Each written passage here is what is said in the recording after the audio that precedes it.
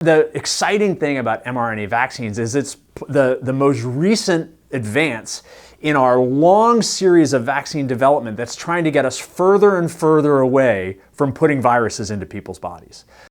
My name is Ferrari. I'm a professor of biology at Penn State and the director of our Center for Infectious Disease Dynamics.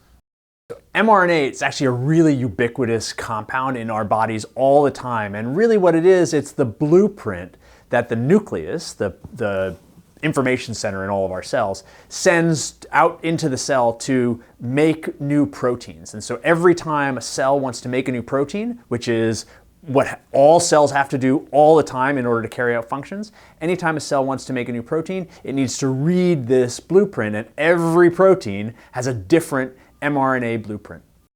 An mRNA vaccine is a vaccine that carries a little blueprint just for making one protein that is a component of a virus or a bacterium even.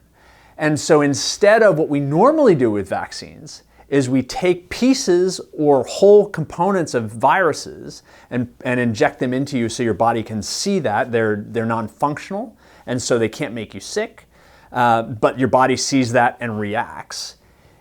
Instead of doing that, what we now do is we put the blueprint. We send the blueprint into your body. The blueprint is taken into some of your cells. Your cells manufacture that protein or component of the virus, and only that one tiny piece then is what your body reacts to and generates antibodies to.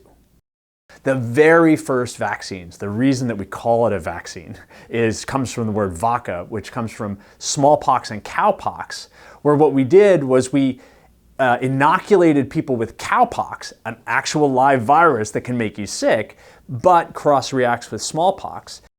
Wait a minute, giving people whole live viruses, that seems problematic. What if we kill the virus first? So then we took viruses, we killed them, we put that into your body, and your body reacted to that. And they said, well, wait a minute, what if we don't have to give you the whole virus? What if we can break the virus apart and only give you a part of the virus? And we did that.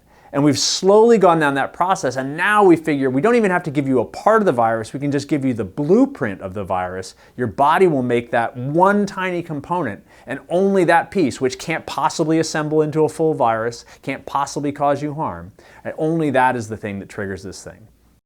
A really critical component of mRNA vaccines is that they're enormously fast to manufacture. They're enormously fast to make, and so as an element of pandemic preparedness, having this in our toolbox, right? It's not necessarily a replacement for all the conventional classes of vaccines, but it allows us to react really, really quickly. And if we see a brand new virus that we've never seen before, right? We can analyze its DNA or RNA and create the corresponding RNA vaccine way faster and way quicker than we've ever been able to do. And we showed that in 2020 in response to the COVID pandemic, right?